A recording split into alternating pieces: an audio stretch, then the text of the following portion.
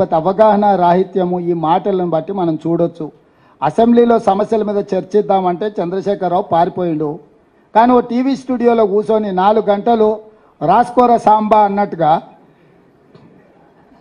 అడిగేటోడు ఆయనోడే, చూపించేటోడు ఆయనోడే, రాసుకునేటోడు ఆయనోడే.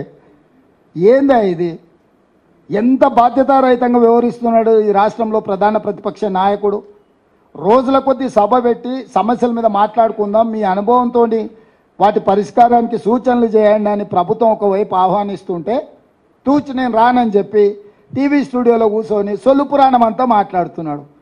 మా తాతలు నేతులు తాగినరు, మా మూతుల వాసన చూడండి, తినడానికి తిండి లేదు కానీ మా మీసాలకు మాత్రం సంపెంగ నూనె అసలు తగ్గని అది ఆయన ఏంది, ప్రౌడ్ టు బి ఆయన దొర అనే ఏందో ఇంగ్లీష్లో మాట్లాడినట్టున్నాడు.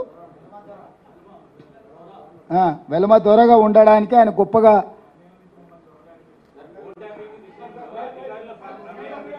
అదే చెప్తున్నా. దొరలని పిలుస్తుర్రు కాబట్టి బండకేసి కొట్టిర్రు, ఇంకా కూడా బల్పు తగ్గలే. మంచిది, అట్లనే కానీ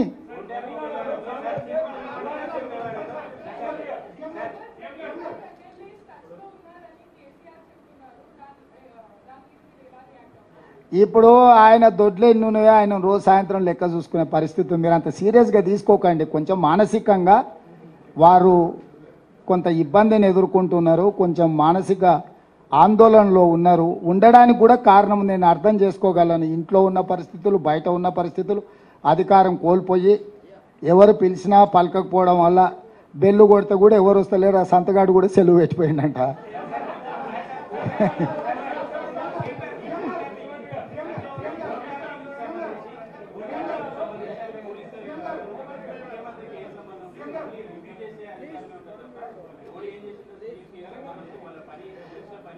నాకు తెలియదు, ఇంకా దాని మీద పూర్తి వివరాలు నేను తీసుకోలేదు. తప్పకుండా ఆ వివరాలను కూడా బడ్జెట్ సమావేశాల సందర్భంగా విచారణ పూర్తి చేసి అధికారులు నివేదిక ఇచ్చిన తర్వాత మాత్రమే నేను మాట్లాడగలను. ఎందుకంటే బాధ్యత కలిగిన ముఖ్యమంత్రిగా హోంశాఖ కూడా నా దగ్గరనే ఉంది. విచారణ జరుగుతున్నప్పుడు అర్ధాంతరంగా ఆదరబాదరగా ఎవరి మీదనో ఆరోపణ చెయ్యాలనో ఎవరినో గందరగోళపరచాలన్న ఆలోచన నాకు లేదు. అధికారులు విచారణ చేస్తుర్రు. ఏం జరిగింది, ఏం జరగబోతుందని అధికారులు నాకు నివేదిక ఇచ్చే వరకు నేను ఎలాంటి స్పందన ఈ టెలిఫోన్